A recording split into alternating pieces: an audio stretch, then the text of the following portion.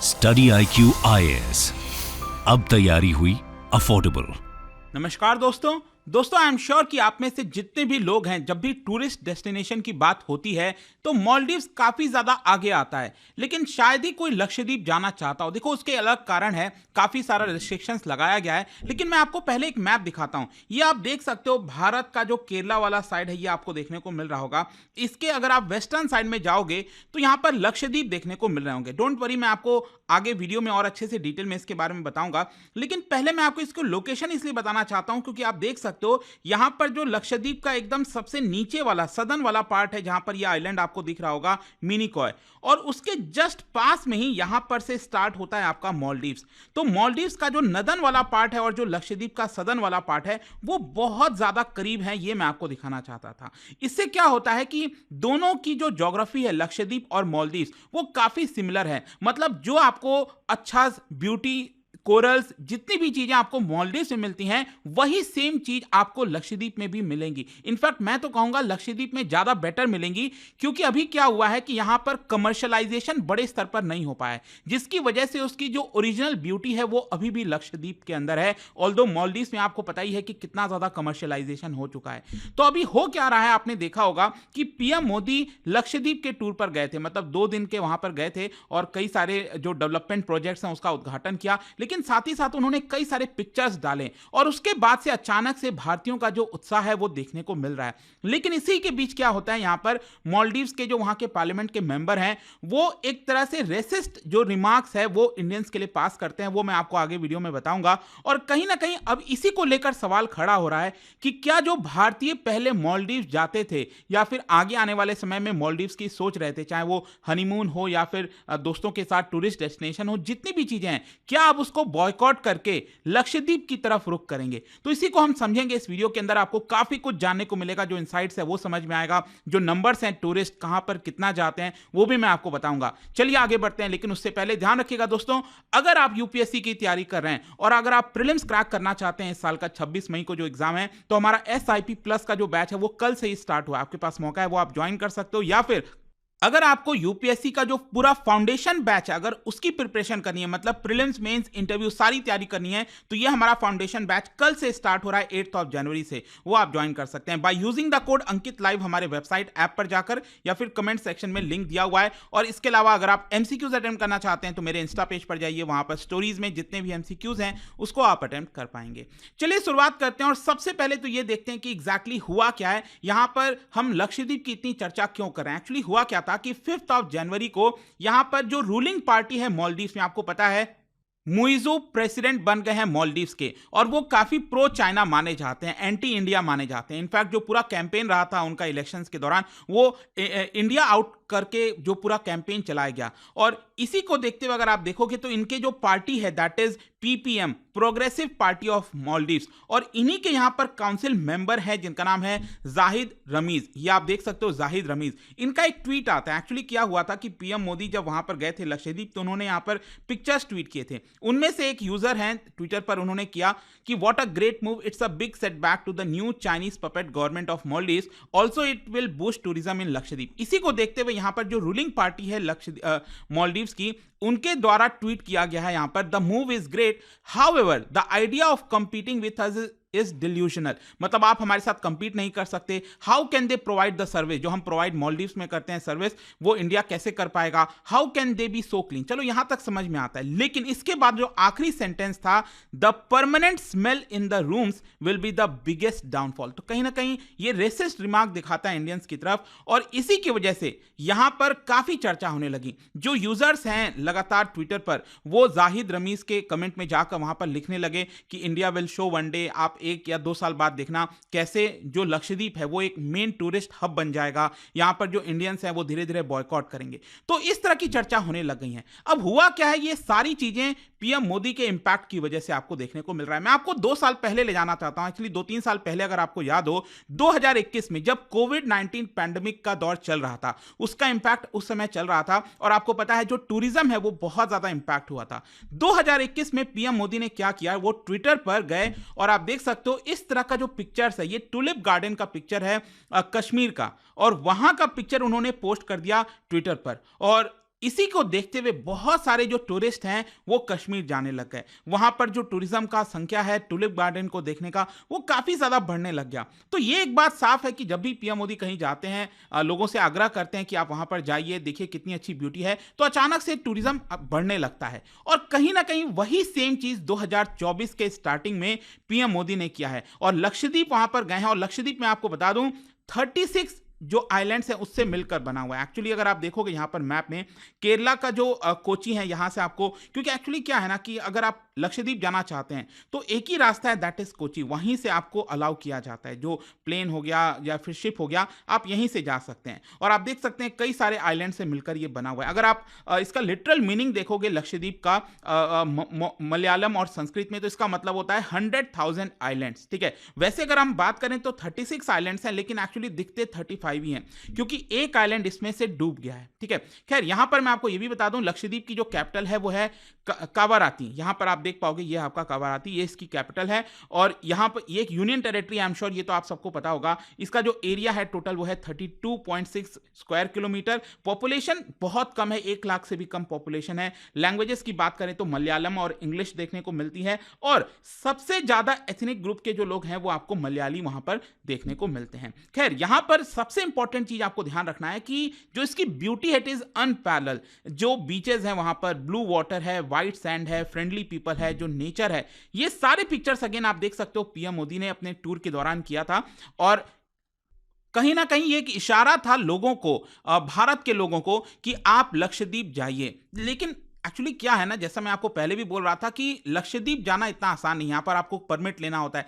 Usually क्या होता है, आप आजकल इतना भाग दौड़ की जीवन में क्या है कि लोग आसानी चाहते हैं, उनको बहुत ज़्यादा रिस्ट्रिक्शंस नहीं चाहिए। ठीक है, कि आपको रोका जाए, परमिट लिया जाए, तो बहुत सारे इश्यूज आते हैं। तो लोग ऐसी जगह जाना चाहते हैं जहाँ पर कोई रिस्ट्रिक्शंस ना हो, इजिली जाकर, क्योंकि आप टूरिज्म पर्पज के लिए जा रहे हो तो आप फ्री माइंड से जाओगे, राइट। तो क्या हुआ है कि इसी की वजह से लोग बहुत कम जानते हैं लक्षद्वीप के बारे में। ऑल्दो अंडमान निकोबार आप देखोगे कितना बड़ा टूरिज्म हब बनते जा रहा है डे बाय डे, तो वो एक अलग चीज है। लेकिन मैं आपको कुछ डेटा बताता हूं। एक्चुअली लक्षद्वीप में अगर आप देखोगे तो पिछले साल 2022 में 1 लाख के आसपास जो फॉरेन ट्रैवलर्स हैं वो गए थे। और उसके जस्ट पहले अगर आप देखोगे 2021 में, तो ये संख्या सिर्फ 4,000 के आसपास थी। लेकिन प्रॉब्लम क्या है, देखो फॉरेनर जो आते हैं भारत में वो तो काफी हद तक चले भी जाते हैं लक्षद्वीप। प्रॉब्लम क्या है कि जो भारतीय हैं वो खुद वहां पर नहीं जा पाते, और इसीलिए बहुत बड़ा रिस्ट्रिक्शंस बताया जाता है। लेकिन अब चीजें काफी ज्यादा सरल हो सकती हैं। इसका कारण मैं आपको एक और बताता हूं। जैसे ही पीएम मोदी वहां पर विजिट किए, जैसे ही उन्होंने यहां पर पिक्चर्स डाले, उसके जस्ट बाद अगर आप देखोगे तो गूगल में सर्चेस में लक्षद्वीप टॉप 10 के अंदर आ गया। मतलब गूगल इंडिया में जो टॉप 10 के सर्चेस होते हैं उसमें 9th नंबर पर लक्षद्वीप देखने को मिल रहा था। एक दिन के अंदर 50,000 से ज्यादा सर्चेस देखने को मिले। आप देख सकते हो यहां पर 5th ऑफ जनवरी को, 4th से 5th जनवरी के बाद से आप देखिए अचानक से लक्षद्वीप के बारे में काफी ज्यादा सर्च होने लग गया। इनफैक्ट लोग क्या सर्च कर रहे थे, Lakshadweep island, Andaman, Lakshadweep flight, Lakshadweep airport, Kochi to Lakshadweep. तो ये क्या दिखाता है, कहीं ना कहीं लोगों का इंटरेस्ट इसके अंदर आ रहा है, वो लोग वहां पर जाना चाहते हैं। वैसे मैं आपको ये बता दूं, पीएम मोदी वहां पर 2 जनवरी और 3 जनवरी को थे, और बेसिकली वहां पर वो कई सारे जो प्रोजेक्ट्स हैं उसका इनॉग्रेशन करने गए थे। जैसे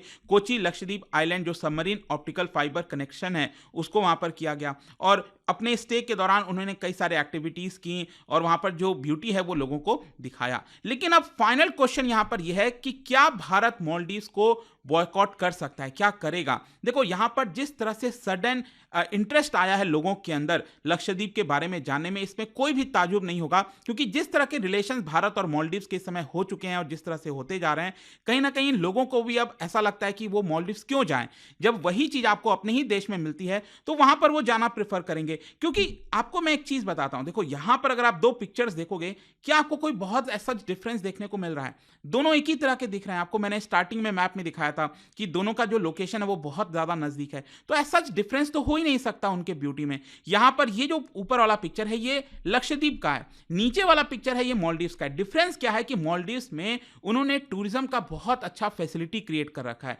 ये जो विलास आप देख रहे हो इसको वाटर विलास कहा जाता है। तो लोगों का एक सपना भी होता है, क्योंकि काफी खर्चा भी आता है वहां जाना, तो लोगों का सपना भी होता है वहां पर एक दिन वो जाएं। तो बहुत सारा लोग पैसा खर्च करते हैं, जिसकी वजह से मालदीव्स की जो पूरी इकोनॉमी है एक तरह से आप कह सकते हो इन्हीं टूरिज्म की वजह से टिकी हुई है। लेकिन यही सेम चीज आपको लक्षद्वीप में देखने को नहीं मिलता सकता, बिकॉज वहां पर अभी तक सरकार का, भारत सरकार का यही निर्णय रहा कि जो लोकल पॉपुलेशन है उसको ध्यान में रखते हुए हम किसी भी प्रकार का जो सच बड़े पैमाने पर टूरिज्म होता है ना, वो प्रमोट नहीं करेंगे। हाँ, कुछ हद तक थोड़ा बहुत परमिट के माध्यम से दिया जाता है, अलाउ किया जाता है और लोग वहां पर जाते हैं, एक रिस्ट्रिक्टेड एरिया में जाते हैं, बहुत ज्यादा रिस्ट्रिक्शंस होती हैं। लेकिन अब देखना होगा आगे ये किस तरह से चीजें बदलती हैं। मैं आपको कुछ एग्जांपल्स भी बताता हूं। देखो, मालदीव्स में अगर आप देखोगे भारतीयों की संख्या 2021-22 में, 2021 में यहां पर 2.9 लाख जो इंडियन टूरिस्ट हैं वो मालदीव्स गए थे। 2022 में 2.4 लाख इंडियंस गए थे मालदीव्स। और ये संख्या इसलिए इंपॉर्टेंट हो जाती है क्योंकि 2021-22 तो अभी भी कोविड का समय चल ही रहा था, आपको याद हो, अलग अलग जो वेव्स हैं वो आ रही थी, उसके बावजूद भी लोग यहां पर मालदीव्स में जाना पसंद कर रहे थे। तो ये अगर आप मार्केट शेयर देखो तो आपको 23%, 14% भारत का अकेले का शेयर है ये इतना। तो मालदीव्स में जितने भी टूरिस्ट आते हैं पूरी दुनिया से, उसमें एक बहुत बड़ी, सबसे बड़ी संख्या इंडियंस की होती है। पिछले साल मैं आपको बता दूं, सिर्फ जून के महीने तक, सिर्फ स्टार्टिंग के 5-6 महीने तक अगर आप देखोगे तो 1 लाख से ज्यादा टूरिस्ट ऑलरेडी विजिट वहां पर कर चुके थे। अब पूरे साल का आंकड़ा आना बाकी है, वो देखना होगा कितना है। लेकिन अल्टीमेटली आपको अब यहां पर यह समझना है कि भारत और मालदीव्स के जो रिश्ते हैं नेशनल सिक्योरिटी को लेकर कई सारे मामले में काफी ज्यादा खराब हुए हैं। और जो नई सरकार बनी है इस समय मालदीव्स के अंदर, वो कहीं ना कहीं प्रो चाइना बताई जाती है। इनफैक्ट हमेशा से यह होता था कि मालदीव्स में कोई भी नई सरकार बनती थी तो उनका पहला जो विजिट होता था प्रेसिडेंट का, वो भारत होता था। लेकिन पहली बार ऐसा हुआ है कि मालदीव्स के जो प्रेसिडेंट है मुइज़ू, जो अभी नए नए बने हैं, उनका पहला विजिट टर्की हुआ। चलो टर्की हुआ, उसके बाद सेकंड विजिट आपको पता है कौन सा था? वो था चाइना। अब आपको पता ही है चाइना और टर्की के रिलेशंस भारत के साथ अच्छे नहीं हैं, और कहीं ना कहीं ये इंडिकेशन है मालदीव्स की तरफ से कि हम भारत को उतना तवज्जो नहीं देंगे, हम टर्की और चाइना के साथ हैं। और ये साफ दिखाता है, क्योंकि आप एक फॉरेन जब विजिट करते हो तो आप इंडिकेट करते हो कि उनकी फॉरेन पॉलिसी किस दिशा में जाएगी, किन देशों के साथ वो ज्यादा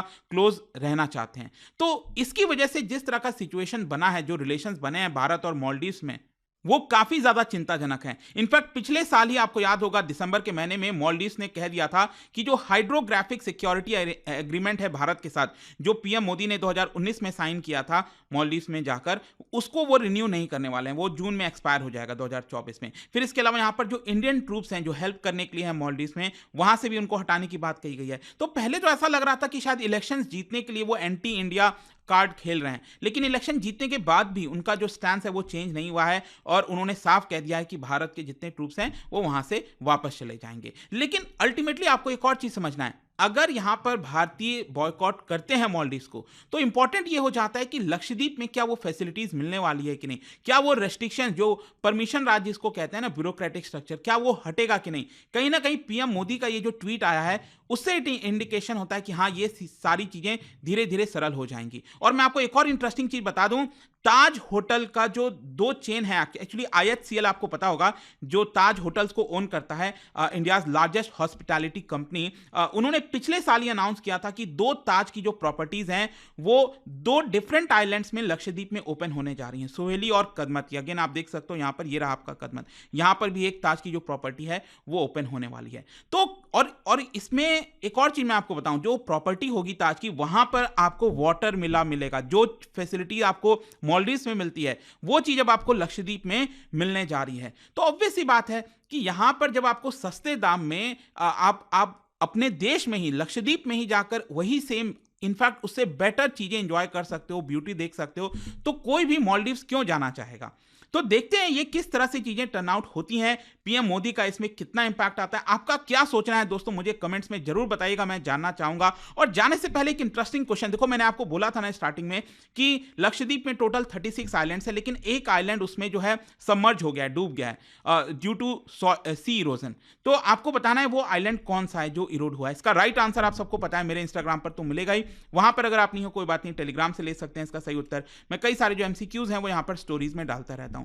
बाकी अगर आपको PDF चाहिए तो टेलीग्राम पर आइए, अलग अलग सोशल मीडिया पर आप जुड़ पाओगे। और जैसा मैंने आपको बताया, अगर आप UPSC की तैयारी कर रहे हो, कोई भी बैच लेना चाहते हैं, just use this code Ankit live हमारे वेबसाइट ऐप पर जाकर, और आपको मैक्सिमम डिस्काउंट मिलेगा। आई होप की वीडियो आपको पसंद आया होगा। मिलता हूं आपसे next time. Till then, thank you very much, see you soon. Study IQ IAS, अब तैयारी हुई अफोर्डेबल।